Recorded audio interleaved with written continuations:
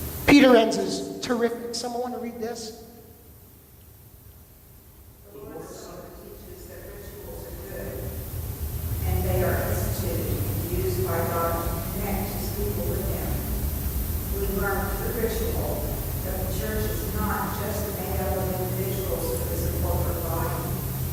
It is not just about personal salvation, but a group of people of God, who are bound to one another and to the faithful through generations. You know, the notion of being a group can be from the most mundane, like singing the Star Spangled Banner before a sports event. There's a connection among all those people in some strange, if not superficial way, and yet you have these powerful rituals that, connect us to each other because God wants us to be connected.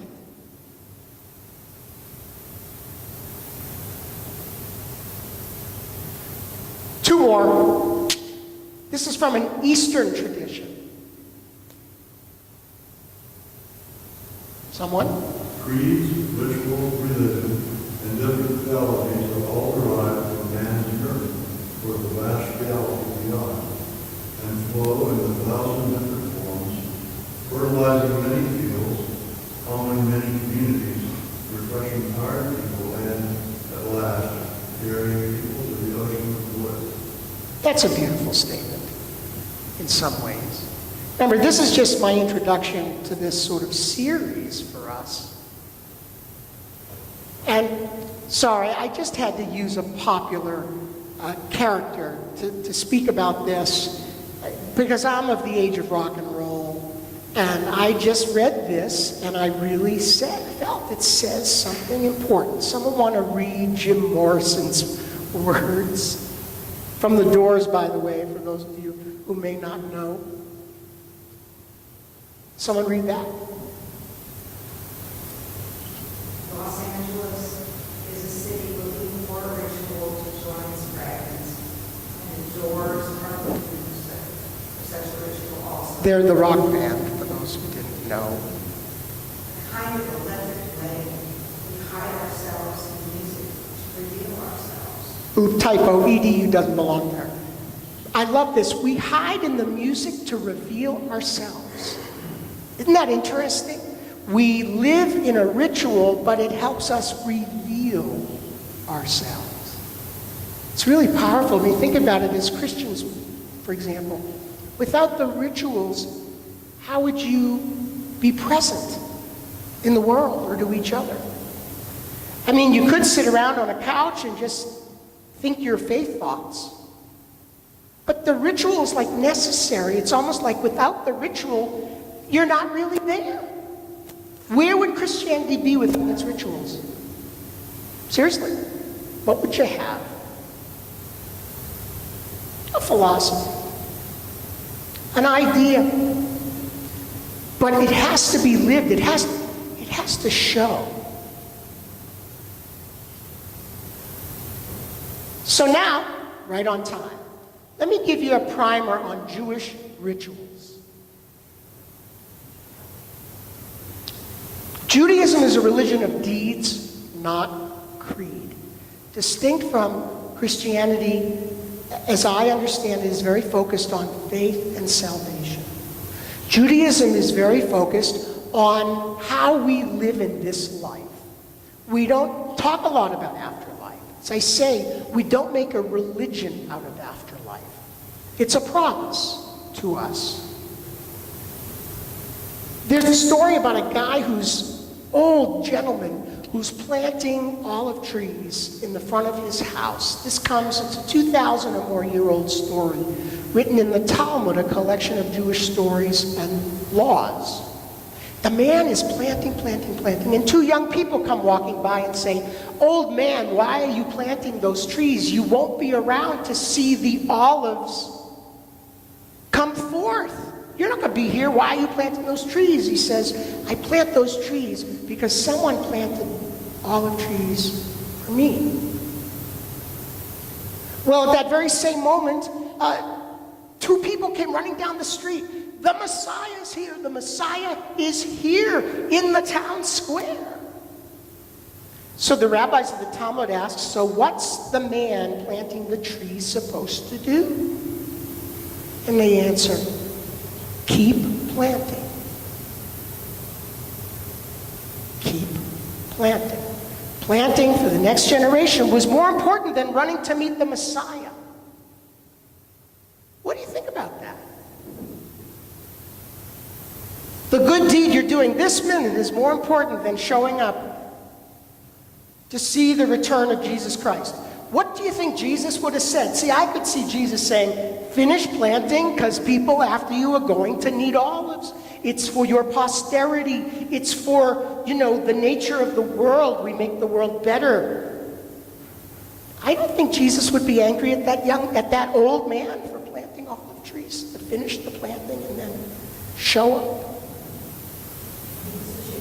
Well, he was a Jew.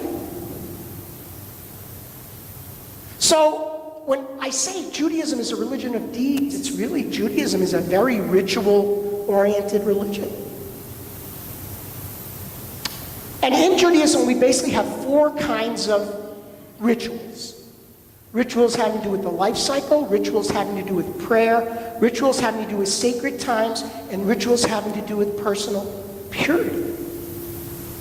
Now, some of you may have been raised or taught, that Judaism is this very legalistic, if not burdensome, tradition, and that it was, brought into this world by a kind of exacting, justice-preoccupied God who tolerated very little and was this, the God of what is often called the Old Testament, but I have to let you know we don't call it that because we don't think it's old and we don't see its covenant as old. And I think I need to tell you that.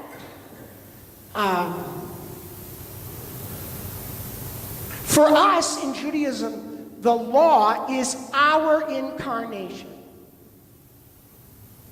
It's our way of going from being a creature to being a holy being, close to God. And we can argue the law is very complicated. It is. It doesn't work for everybody. There are, by the way, I tell you, 613 of them. If you could take them all out of the Torah, some of them we can't observe anymore because we don't do sacrifices anymore. So there's a whole group of them we don't do. Whew, thank goodness. There are some Jews who pray to rebuild the temple in Jerusalem so that we will do them again. But that looks like Armageddon to me because you have to knock down the 2 mosques that are at the top of the Temple Mount. So rituals have evolved in Judaism. The ritual, the word from God tells us the rituals, the ways to live. It tells us how to sanctify the life cycle, how to pray, how to celebrate sacred times, how to live a life of personal purity. And I do think at the beginning of the book of John, when John says, and the Word became flesh. As a Jew, I'll tell you what that means to me. It means the Word, which was this incarnation, was translated into the incarnation of Jesus Christ.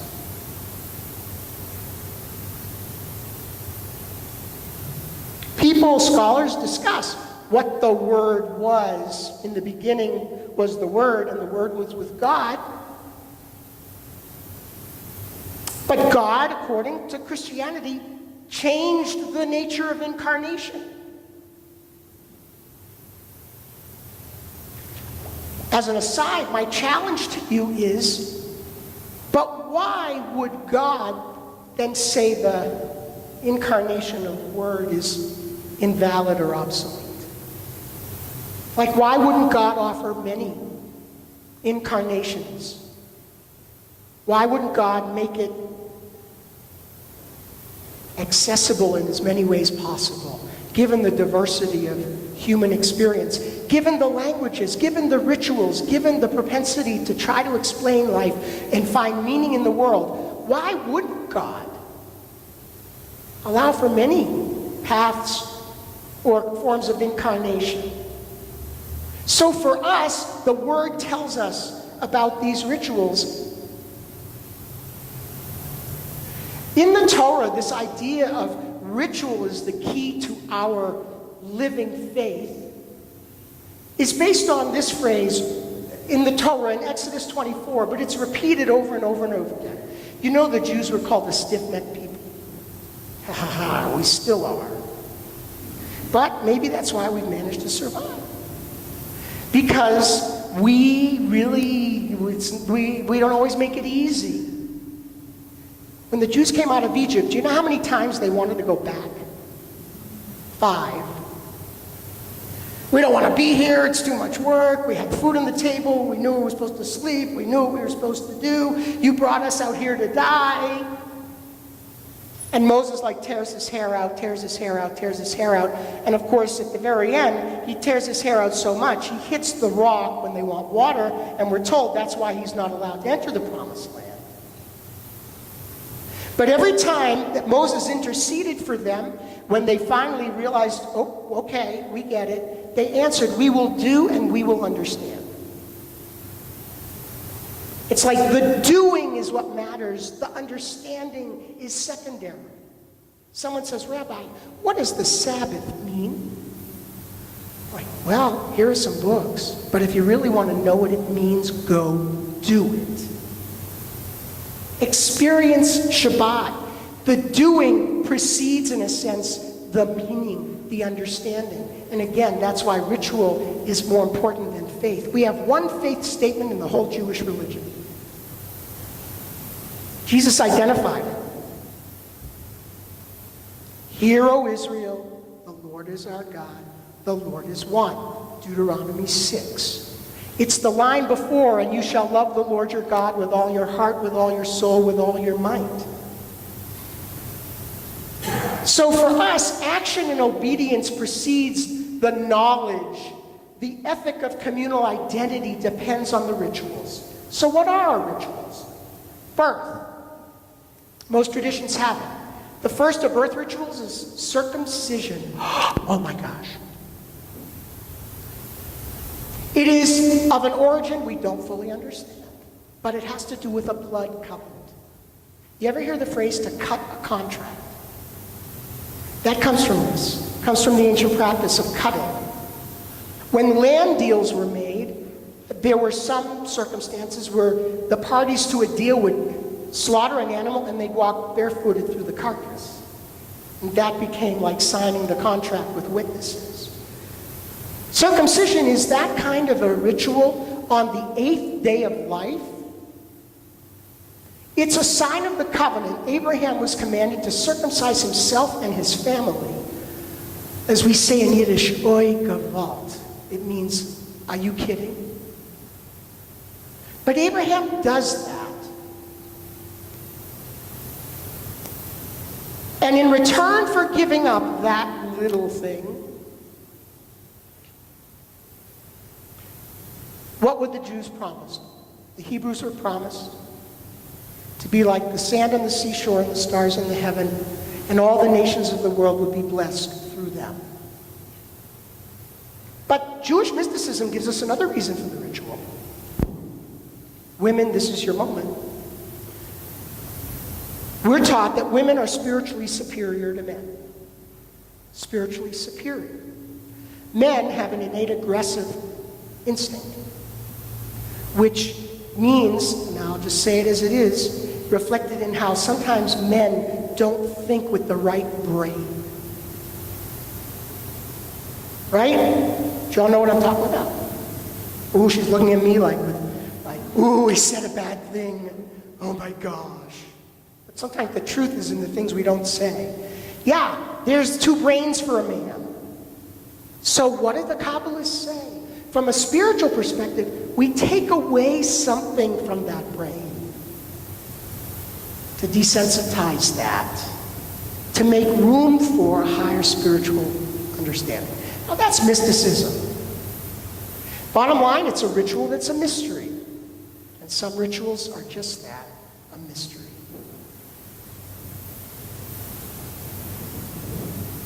I do have to tell you this story, I'm sorry. It's just I can't help myself. But it's such a mysterious ritual, even young rabbis don't always know what to do, right? It's done at home. people come. There's a special person who the father says, will you do this on my behalf? And the circumciser does the ritual. We say some prayers of welcoming the child. And when I was a rabbinical student, fresh into seminary, I was in Los Angeles, and I worked for a rabbi from Beverly Hills in that temple, and he had a son. And so I was invited to come to his house to participate in the circumcision. And so at the end of this, I stood there. He said, just stand up front. So I stood there, and I watched it with amazement. I'd never seen that so close up. And the circumciser, the boil finished. It's a really funny story. Took the foreskin in a gauze pad and handed it to me. I did not know what to do. I hadn't learned that yet. And this is part of the ritual. There was a ritual attached to what happens after. But I didn't know what it was. Now, all my seminary teachers were there. And I spent like 2 hours walking around like this. Because I didn't know the ritual. I didn't know how to fit in. I didn't know what to do. Finally, one time, he said, Rob, what's in your hand? You're walking around with your hand behind you. Soon they were surrounding me. Rob, why are you standing there in such an awkward way? What's in your hand? I was like, oh no. I was 22 years old. Rob, we know what's in your hand. You don't know what to do with it, do you? You don't know the ritual, do you? You don't know how to fulfill this whole ritual, do you? I said, no, I really don't. They said, go bury it in the yard, from dust to dust. Every part of a person returns to the earth. It's part of the ritual. We also have naming ceremonies for girls. Jews are given a Hebrew name, a big ritual at birth. Why? Because they're called up by that name for other rituals. Like a Hebrew, I'm given a Hebrew name. My Hebrew name is Abba, like Abba Eben. Ben, the son of.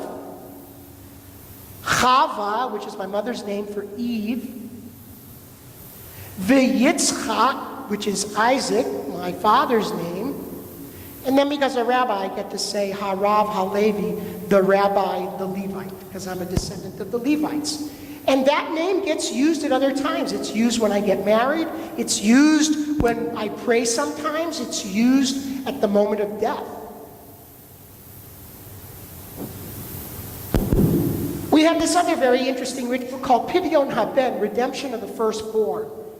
In commemoration of the firstborn who were killed in Egypt, as, in a sense, compensation, Israelites were commanded to give their firstborn to work in the ancient temple. Well, it turned out over time, the temple was destroyed, but they developed a ritual because Orthodox Jews don't want to forget what happened back then. And what happens is, if your child was born of an Israelite, over thousands of generations, a father could redeem their child from the obligation. And there's a ritual. You say a prayer, and then you make a donation to charity, and you've redeemed your child from something that doesn't even exist anymore. And some rituals connect with things that don't even exist, but they're part of the history. We have a consecration ceremony at the beginning of religious school. And this is really cool. I love this. When Jewish kids start religious school, we open to the Bible, we open a page in the Bible, and we drop honey on that page.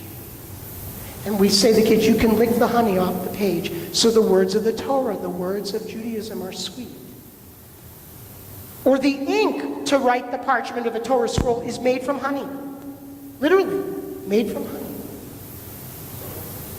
Bar Bat Mitzvah, you're most familiar with, I assume. Child of the commandments. At 13 years old, it is historically a minor event. It just marked the time that a first time a child would be called at the public reading of the Torah.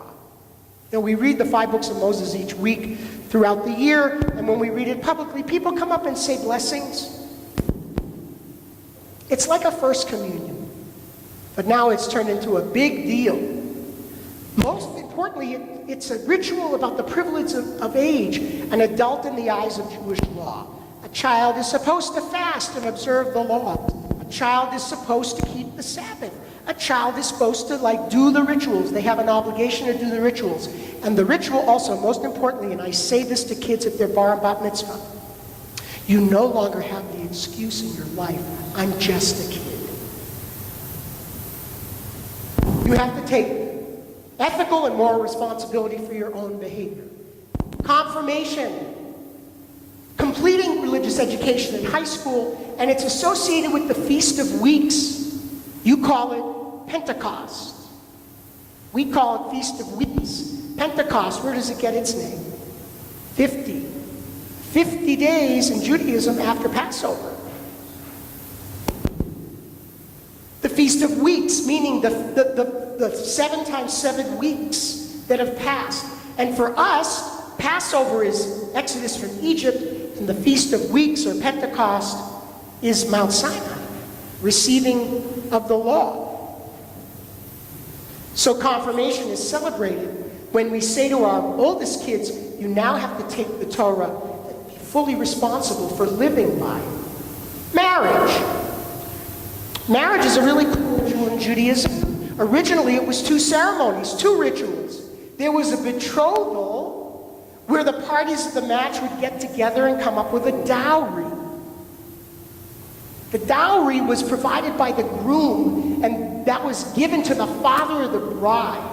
In case at some point in the future the marriage ended, or there was a death of the husband, and the daughter had to go back home, and the husband needed money to pay for her care. It was held in a kind of escrow. It was separated by a year, 2 rituals. Marriage came a year later, and it gave the parties a chance to evaluate the match. Built into the ritual. My grandmother used to say, don't marry someone till you've been with them 4 seasons. Because people are different in seasons. Judaism says marriage is not a sacrament. It's a covenant. It's a contract made by 2 people. I say to couples, this is your marriage to make, and it's your marriage to break. Because it's a covenant. It's an agreement. When we say the rituals for marriage, they're very simple. 7 blessings, we say, all having to do with coming together of 2 souls. Whoops. We sign a marriage contract. That's a Jewish contract.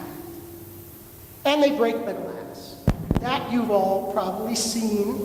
Why do we break the glass? The original reason for that ritual is based on superstition, as some rituals are. You break the glass because it says, evil spirits love to gather at happy events. But evil spirits don't like loud noises. So you make a loud noise, and they scatter the moment the marriage begins. It's taken on other interpretations that it has to do with, life is realistic. There's the broken part of life and the whole part of life. Be realistic. The shattered glass is about what won't go right.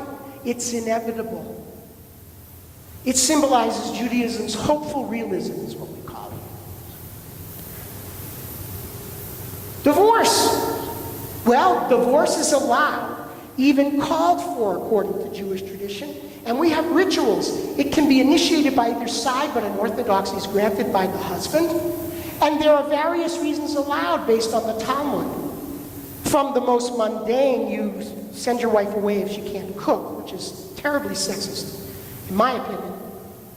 Or you can send your wife away for other kinds of terrible behaviors, but a wife can send a husband away. Okay, women, your husband has an obligation to have sex with you once a week. And if not, a woman has the right to divorce. There are needs of both sides in the contract which need to be fulfilled. And so the ritual is there's a writ of divorce, A group of 3 rabbis and a council get together. They hear the, if you will, the complaints, and they issue the writ. And it's delivered to both sides to sign. And so the covenant ends. It's not like a sacrament that can't. It's a covenant that ends. And the reason it's so important is they want to be clear there couldn't be illegitimate children next time around. In fact, there's a thing in the Talmud, conditional divorce. Man says, I'm going away for 6 months to work on the ocean, and if I don't return by April 1st, you are divorced. Again, to avoid illegitimate children. Death and dying. In Judaism, a dying person is a person, treated with the same respect. When treating a dying person, there are certain things, rituals. You can't take a pillow from underneath a dying person's head. It's a ritual. It's disrespectful. Makes it harder to breathe sometimes. You must leave a window open in the room of a dying person. Because we're taught when a person dies, the soul wants to leave, and it goes through an open window on its journey. You must give a dying person fluids, hydration, keep their mouth from being parched. We also have a ritual of confession. It's the only confession in Judaism in the whole religion. We don't have the others. And the confession is usually with a rabbi who will say to a person, before you leave this world, is there something you never told that you need to tell to give you peace? There's no judgment. There's no ritual of forgiveness. At the moment of death, we say a prayer, a ritual, that says, praised are you, O God, the righteous judge. It acknowledges the mystery of death. And then we have the funeral, H, which was a typo. We bathe a person according to very specific rituals before they die, before they are buried.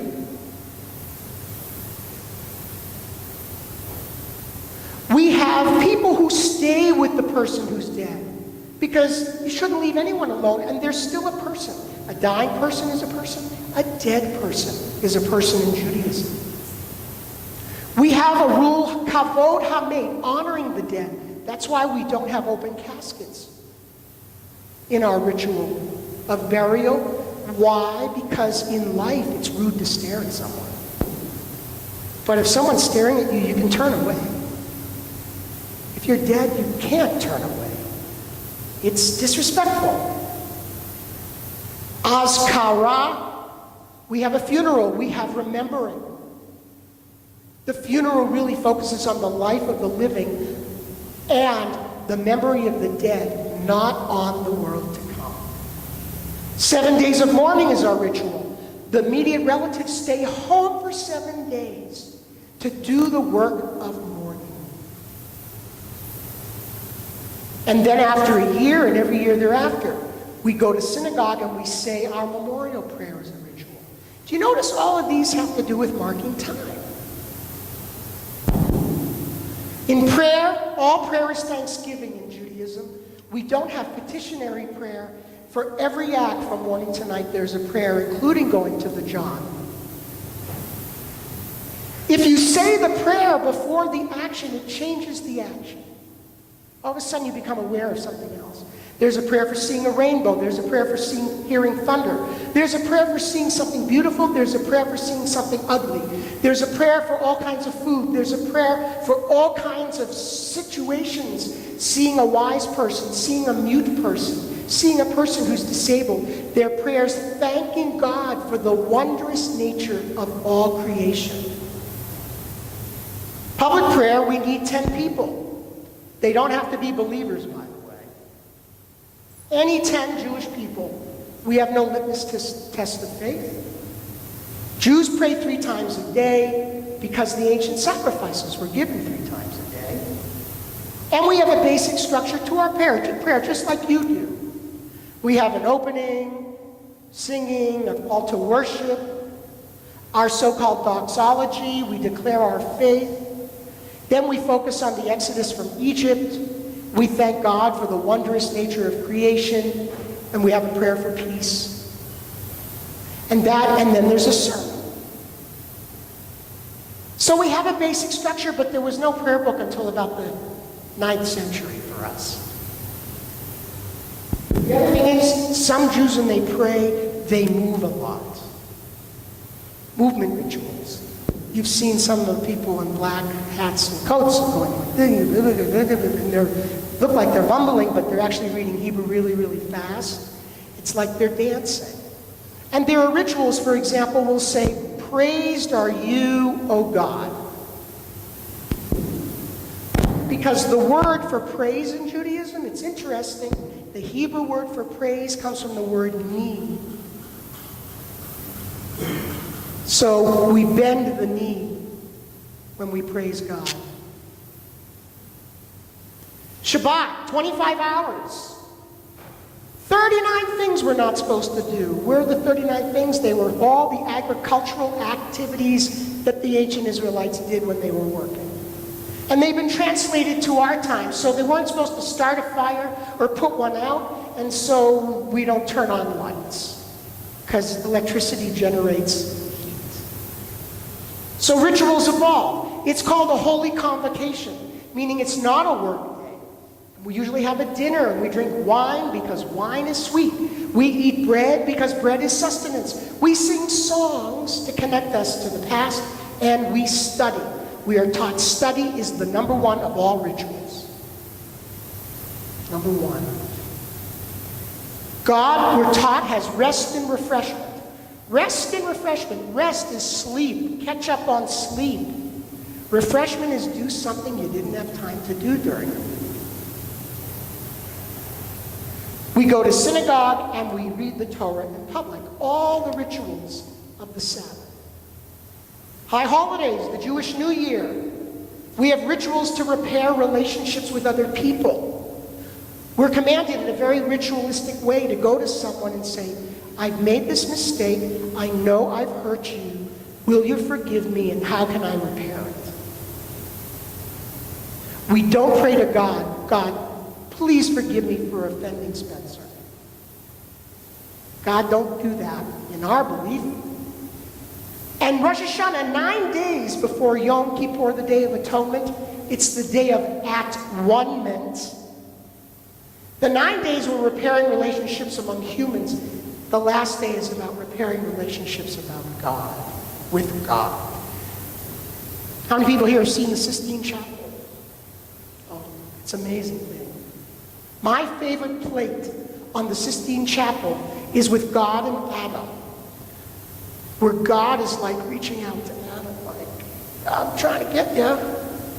And Adam's like, "Okay, maybe. Yeah, I'm here." See, the Day of Atonement, we say it's the day of that one-ment between God and humans. But to work on that relationship, we fast, as I said. We do rituals to make us very spiritually focused. We have pilgrimage festivals that are biblically based. Agricultural roots took history on later. Passover coming right up. Well, it has two names, by the way. Pesach, which is Passover, was about the giving of the lamb. But in Exodus, in the same sentence, it says there's this Pesach and there's this second holiday, Hag HaMatzot, the festival of unleavened bread, to remind you of the Exodus from Egypt. So Pesach is about springtime and rebirth. Hag HaMatzot is about the Exodus from Egypt. These three pilgrimage festivals got their name because the Israelites had to make pilgrimages to Jerusalem. And many of them ultimately rebelled about that, and partly the kingdom split over that. But the Festival of Booths in the fall, Passover in the spring, and the Feast of Weeks, which I mentioned. Hanukkah, you know, the Syrian Greeks forced assimilation in 365, and we have a ritual. We light 8 candles, lit by the 9th candle, because the the oil in the ancient temple burned for 8 days. Gift giving is not part of Hanukkah. We can thank the commercialism of the whole season We're bleeding its way into Judaism. And I know it disturbs you just as much as it disturbs us. Purim, we have a holiday based on the book of Esther. We read the book and we boo the bad guy. A whole ritual of booing the bad guy. And we have costume parties that dress up as the good guys and the bad guys. The bad guy is Haman, the good guy is Mordecai. And here's a ritual. We're commanded to get drunk on this holiday. Why? So we will experience straight up, not necessarily knowing the difference between Haman and Mordecai. Because there's a Haman and Mordecai in every single human being. And the line between can get blurred very easily. So the ritual reminds us of the human condition. We have Holocaust Memorial Day, obviously. We have Israel Independence Day, modern day holidays. Personal purity, the laws, the dietary laws. No shellfish, only meat from animals that chew the cud and have a split hoof. We don't mix milk and meat. We eat no creepy things, scavengers or animals of prey. And we have the rules of slaughter. Why? One of the biggest bodies of Jewish ritual. We don't know why. It's commanded. It's a mysterious commandment. Some of the rituals make sense and some of the rituals don't make sense, but they help us remember who we are. So Jews will keep the dietary laws, don't know why, except it reminds them that they're different.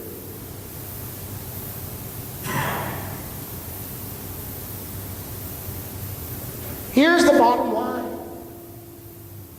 Jewish tradition is filled with objects and rituals which elevate the meaning of an event to a higher spiritual plane. Time is sacred. Jewish living is designed to make us partners with God in creating a just and compassionate society, and to help us live in accordance with God's will and perspective on the world.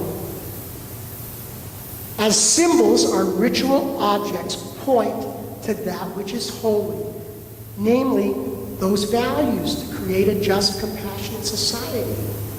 Judaism teaches us to imbue the mundane with a spirit of sanctity. I love that idea because it says everything in life is potentially sacred, not automatically.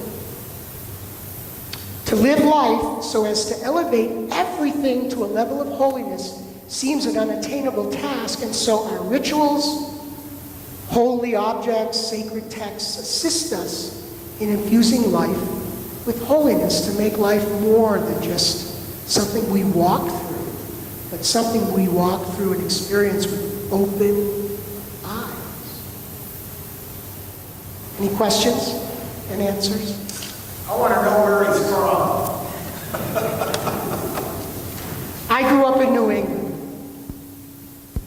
I'm a New England kind of mountain guy. Though I lived in the suburbs of Boston as a kid, spent almost every year of my life out in the Berkshires, part of the year, and now live in Pennsylvania. I retired from congregational life a few years ago to do consulting and this kind of stuff. Undergraduate. Oh, you want to know my credentials? Okay. Okay, undergraduate, philosophy with honors, Clark University, Worcester, Mass.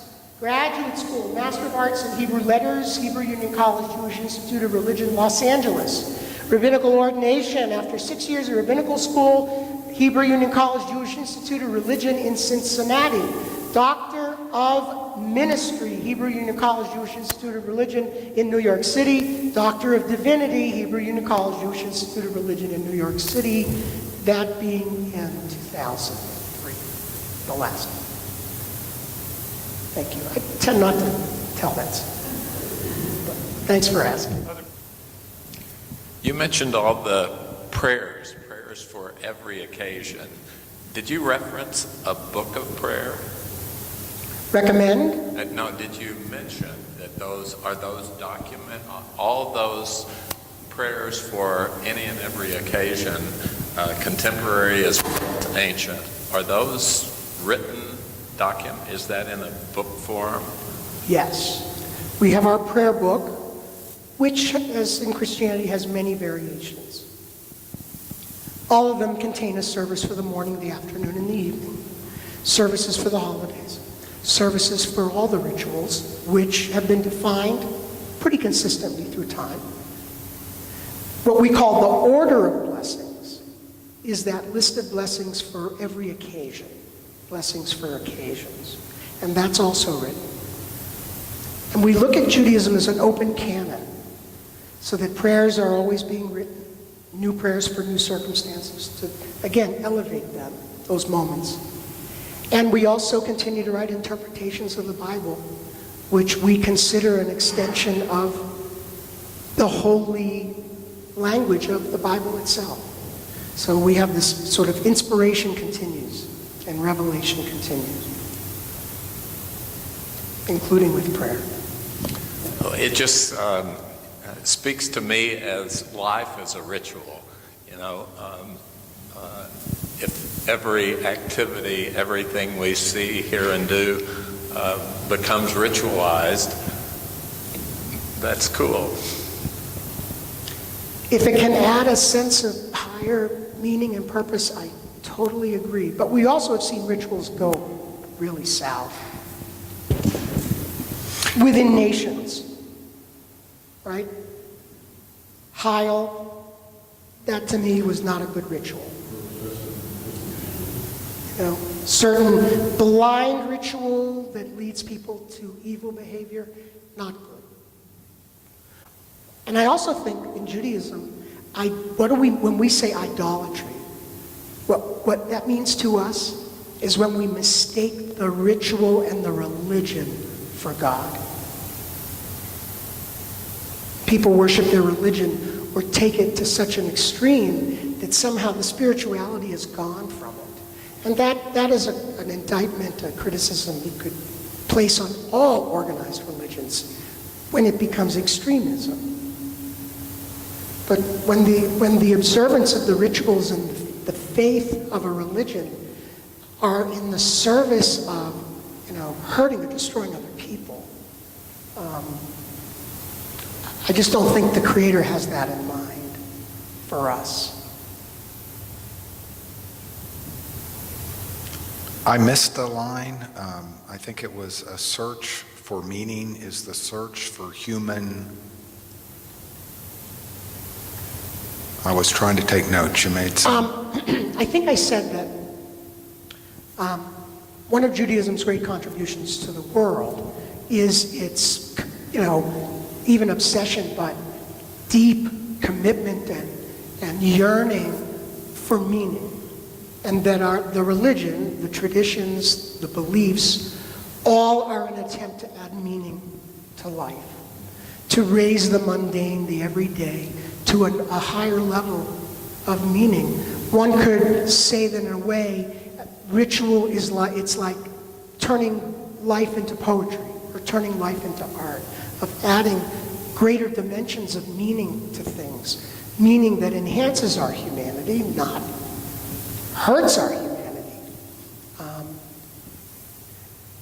In a way, and who knows if this is true, but what distinguishes human beings, maybe from other creatures, but we'll never know completely all creatures, is our search for meaning in life.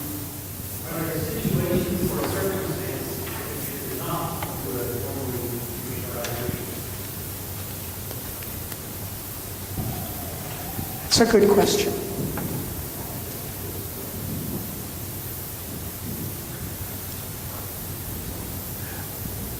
I would say, well, there are some that don't make sense. It wouldn't make sense to say the prayer for beauty.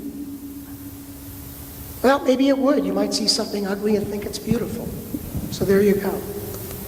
My sense is whatever the ritual is, the words and the picture should match. So if there's such a thing as not doing an appropriate ritual, it would be that. So for example, I perform interfaith marriages. In the ritual between two Jewish people, each of them says a vow. Behold, you are consecrated unto me as my husband, as my wife, according to the laws of Moses in Israel. Now, in my opinion, a non-Jew Shouldn't say that. Not as a prejudice or as an exclusionary statement, but that it's like forcing a non-Jew to say something that may not jive with their own personal faith. Right? So what I've done is I've adjusted that so the words and the pictures match, and I have both parties say, "You are consecrated unto me according to the tradition of my heart and my everlasting love." And to me, people of diverse faiths can say that faithfully to each other. So if a ritual doesn't match the picture, then I have questions about that. It's like the rituals need an integrity to them. I will say, however, I've done rituals that were totally done wrong. Like when I went always as a student rabbi to a part-time congregation in Battle Creek, Michigan from Cincinnati. My first visit with them was right before the Jewish high holidays, and there's a custom to go to the cemetery and say memorial prayers at every grave.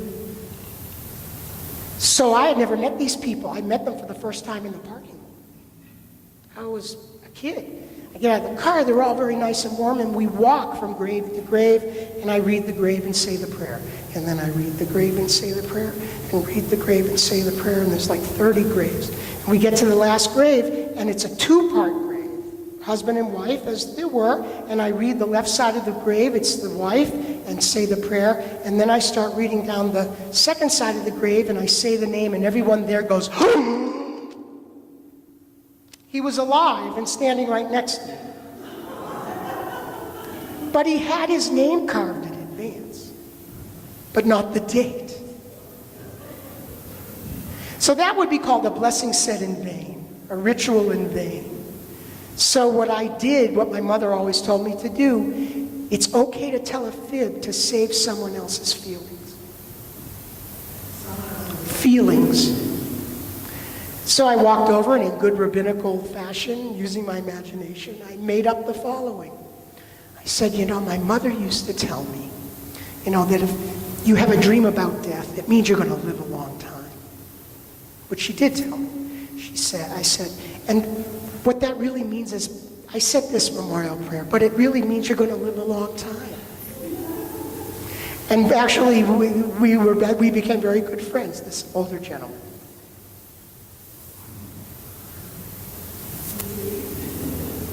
He did live a long time. He did, long after I was a student rabbi.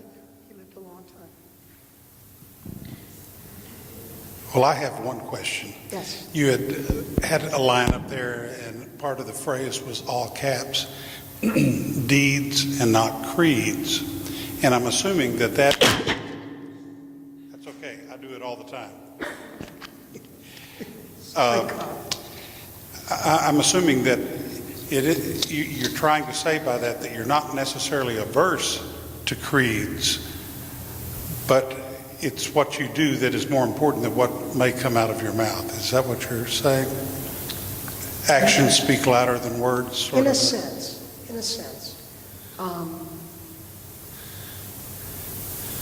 I read once a line that said, it's one thing to say a prayer, it's another thing to be a prayer. Mm-hmm.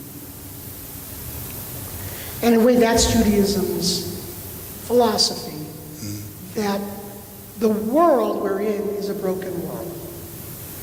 And our purpose, in a sense, is to help repair it.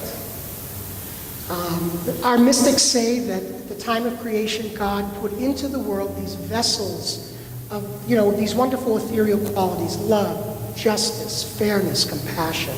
And that human beings have managed to break these spheres, these vessels. And that's why we have a fragmented world.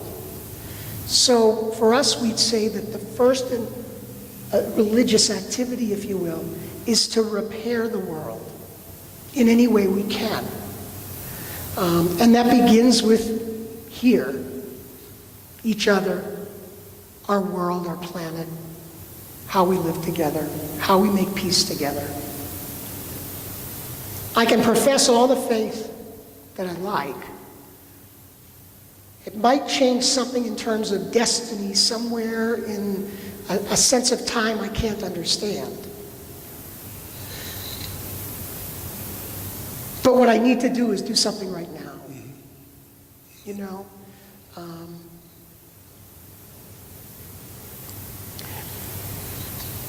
There's this phrase in the Talmud that says, there's an anteroom to heaven.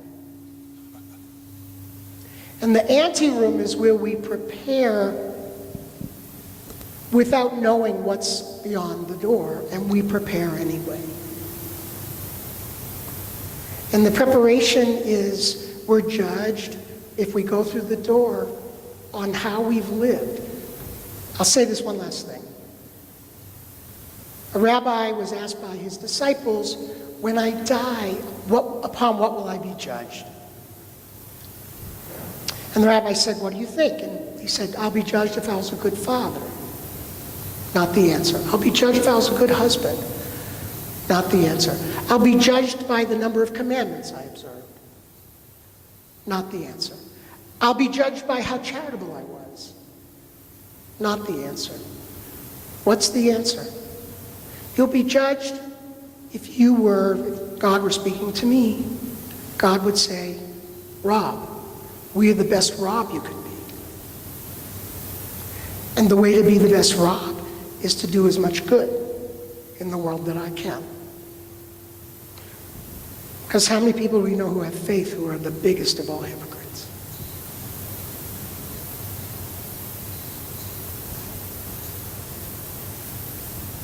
So.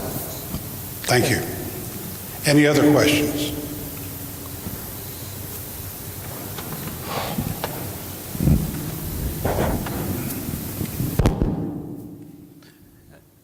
If there are no other questions, then thank you, Rob. It was an incredible lecture I'm presentation. really humbled to be here. Thank you for listening. So thank you very much for being the Benton County Interfaith Alliance's inaugural talk on this series. Next month, on the third Thursday, our normal night, April 16, Eric Lowcock will be presenting his take on how ritual affects our daily and religious life for the Baha'i faith. So that will be here. Your taxes will be done, so come and relax with us and hear about a faith that I'm sure many of you don't know much about. So I'm looking forward to it, and I hope to see you all there next month. Thank you.